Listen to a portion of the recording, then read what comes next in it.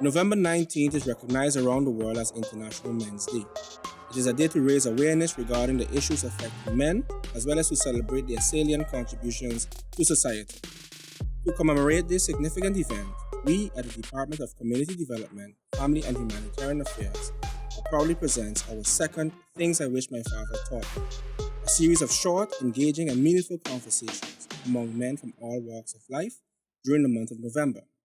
My name is Richna Arendel, and on behalf of the department, I would like to thank you for joining us.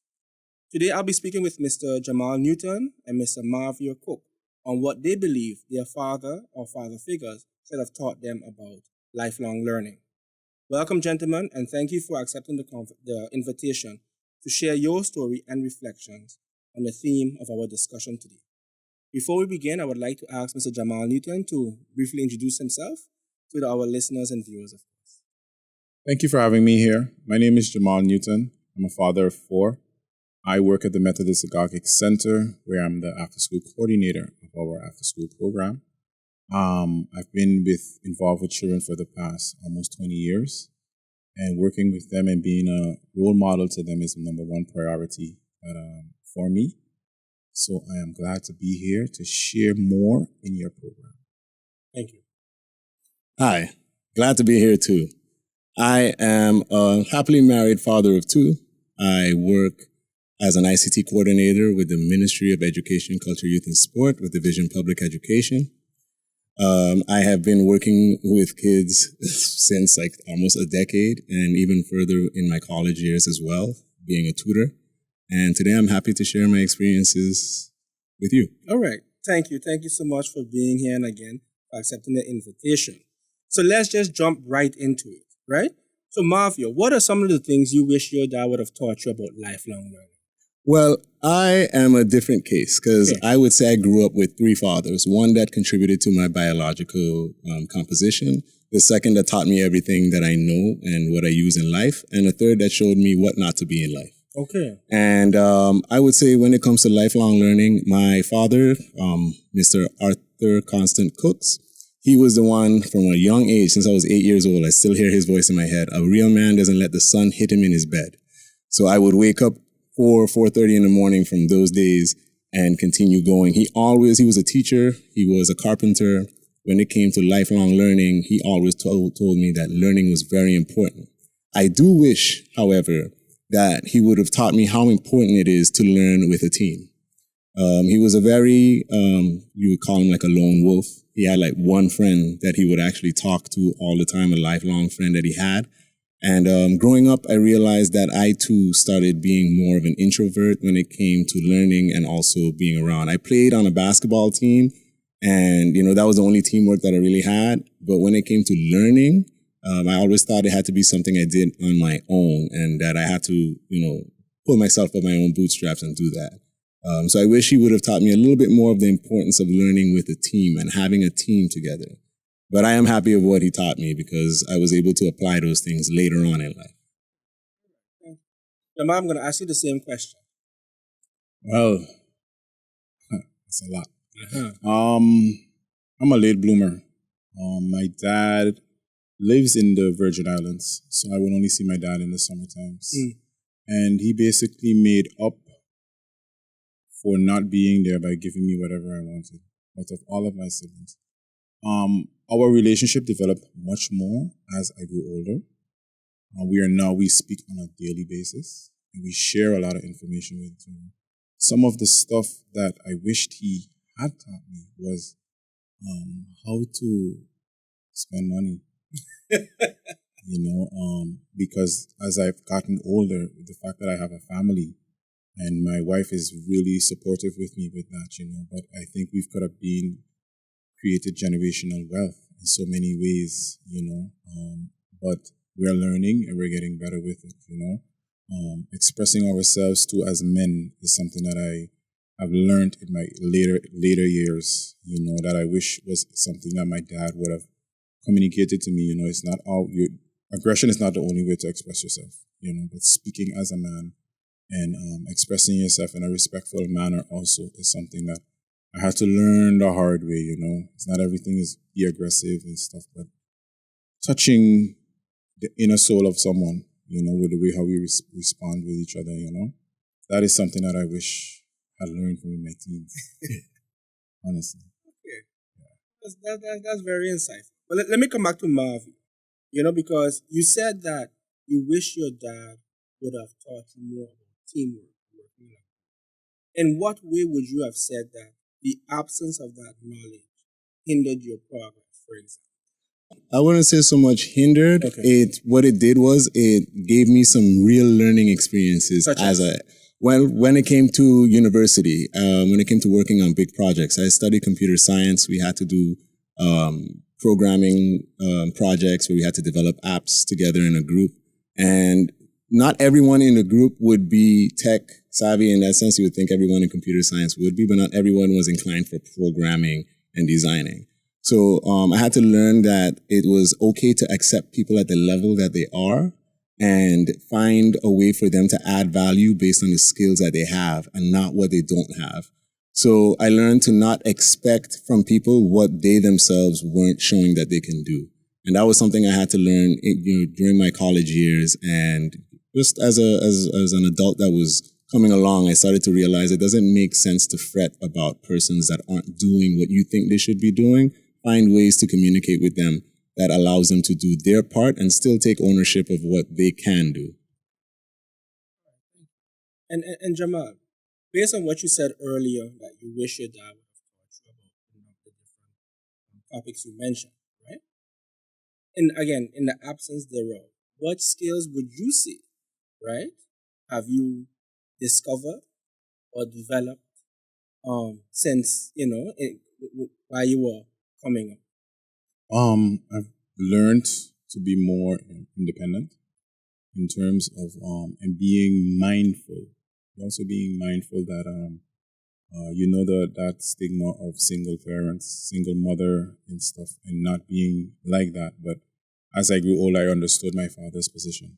Understand? So I try to make sure not just talk about it, but live it also.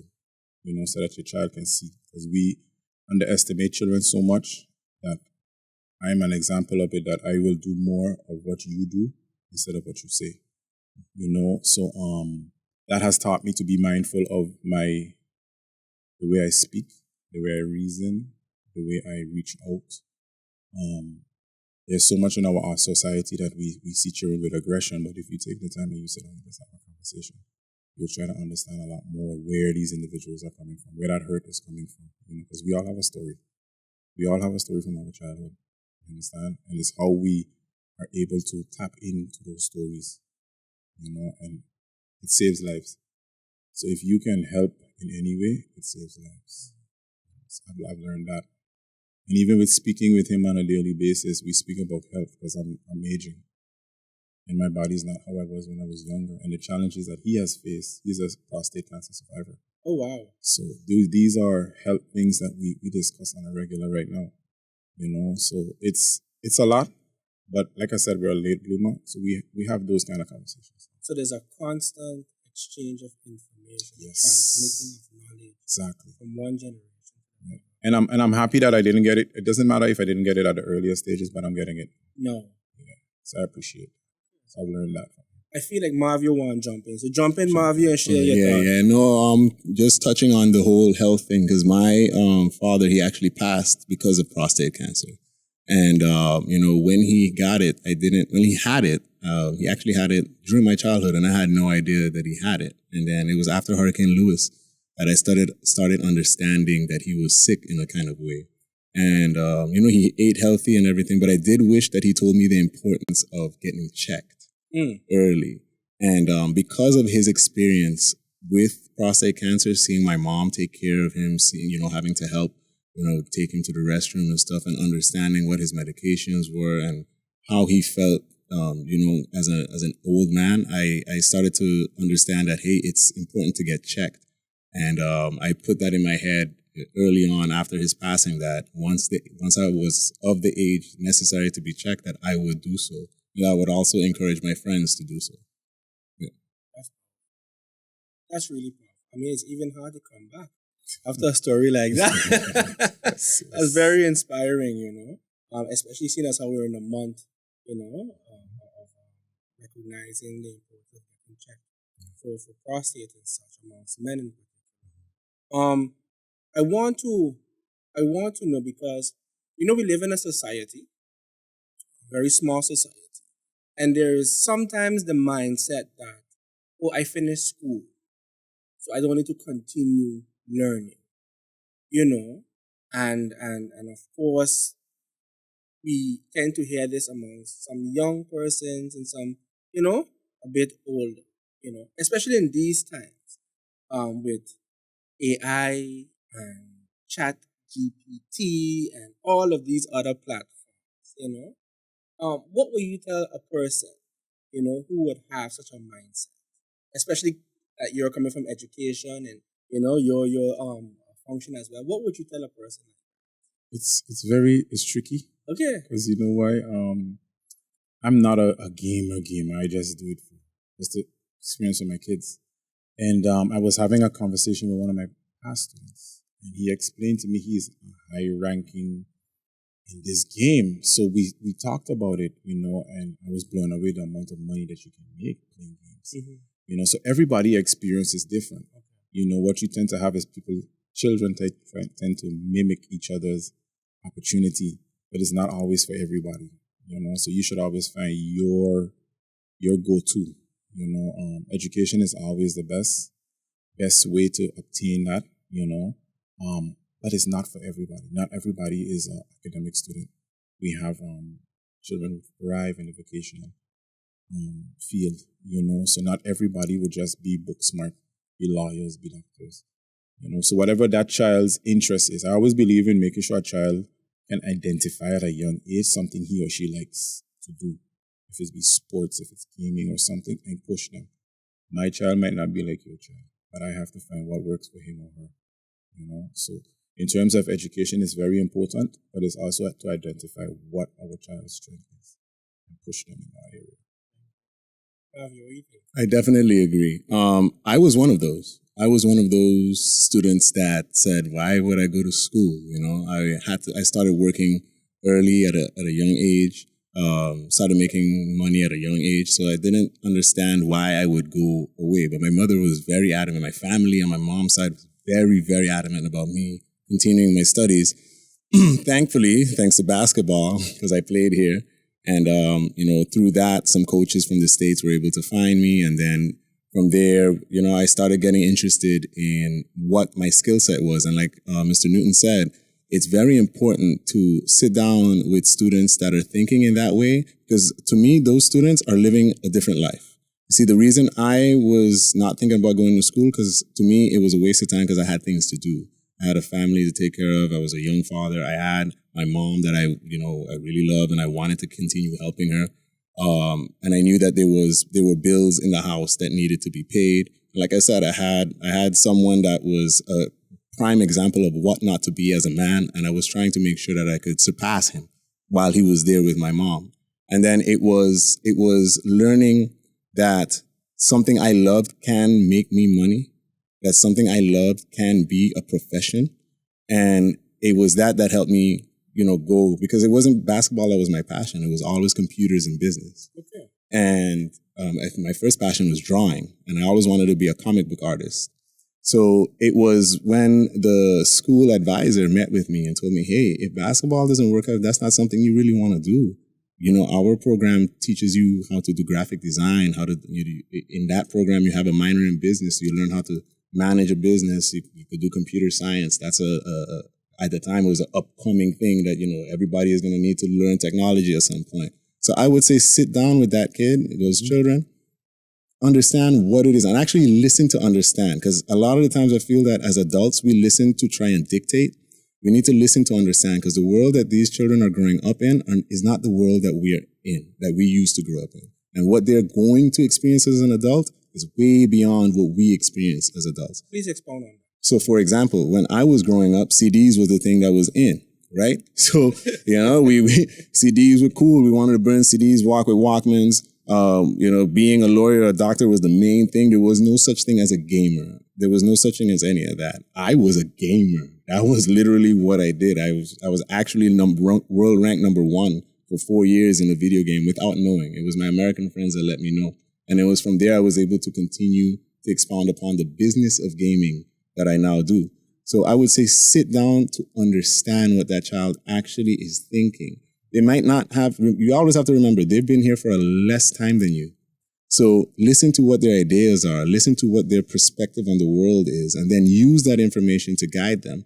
I did the same thing at MPC years ago when I was approached by one of the teachers there. They had a whole class of students that wanted to be professional gamers.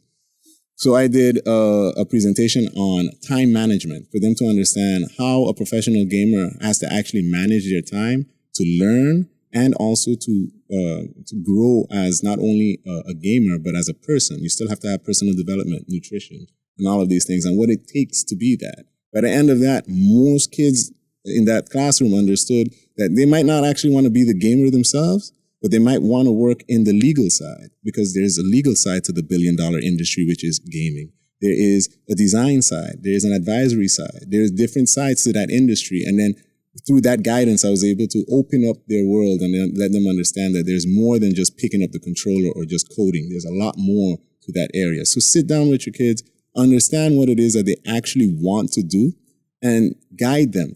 Give them information about that. I like to refer to the Williams sisters, the ones that play tennis. Their father found something that they were good at and continue to give them the proper resources needed for them to grow. That's an extreme source, but there are parents that do it today, you know. Your child likes football, what do? You show them football videos, do the same thing regardless of what it is that the child wants to do. Encourage them and show them, even if it's not book smarts. If they say, hey, I want to be the best welder on St. Martin, well then show them what it takes to learn to weld. Give them the resources and information needed for them to do so. Whatever they want to be, you need to be able to guide them in that path. And then once you guide them in that path, who knows, they might change their mind, but they can't say that you didn't support them. And that is something that I also wish, you know, I had more of, is the support to do the things that I was passionate about. And that's what, don't kill your child's passion, because that passion is what usually turns into success. Many of us look frustrated on St. Martin because our passions were murdered, and we need to be able to connect to those things again. Jamal. I was listening to him, and one of the things he said is so true, that what we are experiencing now, what children are experiencing right now, is nothing to compare to what we experienced at a younger age in our youth. Social media plays a great impact on what and how these children see life and how they are exposed to things, you know. We did a workshop with our parents at school, and was one of the areas that we emphasized to them, that they have to be careful what they, don't just say it now, because if go read a book, but you have a screen in front of you at all times, the child is going to mimic that. So let's be realistic. You know, they are using social media as ways to communicate in a good way and in bad ways, you know. That's why it's so different. I don't know how I would be able to cope with social media in my youth. I really don't know. Those days of going outside and playing, that's all I used to do. No, it's hard for you to complain, you know, but it's the times are changing, you know, and we as parents have to change in those times too, on how we adapt, you know what your children's what your child is exposed to, what he or she is doing, you know, learn the skill, learn the tools, because if you don't, you'll be left way behind. Let me ask perhaps mischievous question, right? Are parents adapting to this new reality that their children are confronted by? Some do. Yeah? Some don't. Explain. In terms of how we respond to our children, when they are using social media in a positive manner, you know, because they use. I just recently found out about this chat GPT. I found that out from a student. Mm-hmm. And how old is the student? 7 years old. 7 years old. 7 years old. I only knew marbles. But it's you know, and his parents have they sat with him and they show him how it can be used in a good way and in a bad way. You know, so they have seen his interest in discovering stuff online, but they've also sat with him and shown him the dangers of it. Some of us are a little naive, where we allow the devices to babysit our children. And in that aspect, you're opening them up to the world that they are not trained or they don't know how to manage. In the field where I work with, I've seen where WhatsApp can be great, but I've seen how it can destroy children. And where parents just leave a device babysit a child. Instead of sitting and talking to them about the dangers of social media, the dangers of going on particular websites, predators. We have to be realistic about these things. These things exist. St. Martin is small, but the internet is big, and the internet is here. So yeah, it's good and it's bad. I must say that. I like to say that my father always taught me a hammer can be used to build something and it can be used to destroy something. And something Jamal said there is very important. Being part of your child's life in recreation is very important. When it comes to a tablet, don't let the tablet raise your child. Don't let the phone raise your child. My daughter, for example, at home, she's 8 years old. She has a gaming laptop because she was very interested in gaming from a young age. And she said that's all she ever wanted for one Christmas. So we got it. But she can't watch YouTube on it. And she can't do a lot of things on it because I and my wife, we do network locks for it. So she knows that at 7 o'clock, that thing is disconnecting from the internet automatically. She can't connect to any of her devices. Don't connect to the internet without our permission again. So, most parents that I talk to, they're starting to get hip to some of the things. They don't understand it. And my advice is you don't have to understand it all. Just be aware of its existence and understand the basics of it. So, for example, like ChatGPT is an AI that people are using now to write everything. Book reports are obsolete. All of these things are obsolete. And if our teachers don't catch up, they're not going to know. They're not going to understand that the kids aren't really learning. They're regurgitating in a real, live state now. So what I would say to do is to sit and understand what it is that what your child likes. Okay, you see your child likes to go on YouTube. What is it that your child is watching on YouTube? Get familiar with the parental locks that are available on YouTube. So you can create a channel just for your child that has videos that only your child can watch. Even on video games, I don't allow my child to turn on her mic or to chat online. She has to be in private servers with her friends. Because why? Because there are predators out there. Even on games like Minecraft, and especially on Roblox, I don't even let her play that game. Because those games have persons that are impersonating children and they're putting, certain ideas into their heads. I have a friend that always told me, protect your gates. And what are your gates? Your eyes, your ears. What you take in, your subconscious sometimes saves without you knowing. So in the morning, I make sure that, my daughter watches something positive, that she sees something that's educational. Because what you put in your head in the beginning of the day usually stays in your head for the rest of the day. So what I would say to those parents is, don't let your past control what your present actually needs. The tools that were used before are no longer, available to be used for these children. These children aren't rude. They're just more astute and they're more aware. And we have to become more aware with them. 7 years old and that child can use AI. Yeah. We need to be more aware and advanced in our own method of teaching and our own method of understanding. Listen to understand, not to control. That's powerful, and I love that because just like you, I had my first child at a young age, and I recall many evenings when we were going through YouTube or when we were driving, whatever. I noticed that he always had a fascination with cars, automobiles.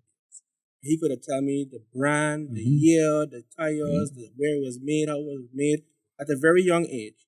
So, of course, we would go driving and I would play a game with him. What kind of car is this? And we would go on the website to see how the cars are assembled and so. And what's so interesting is that at least many children, they have so many interests. So one time it was about cars. Next time it was about clothes. Next time it was about jewelry. Next time it was about, all sorts of things, I think as a father, there's no greater reward just watching your child be curious and being able to support them in that particular direction, you know. But I'm going to backpedal Yeah. because I see where the conversation is going. Yeah. We might need another episode on fatherhood. We don't mind showing up. We don't mind coming to that. You know, but that's great. But we winding down for time. Yeah. Right? So at this point, I would just like to ask, you know, for your closing remarks on this particular topic. So we're not ending. It's going to be continued. Right? I think it's a very important topic. In the interest of time, I would just like to ask, you know, if you could share some closing remarks. Jamal? Think outside the box. If you want to grow outside of your comfort zone. And also, always teach your children it's okay to be uncomfortable, but they will grow with experience, with knowledge. You know, don't be afraid to learn. You know, it's not only about education in books, but education in life. Because as we grow older now, our kids need to learn more about the obstacles that life throws at them, you know, and to be better prepare them for such experiences. So think outside the box. Thank you.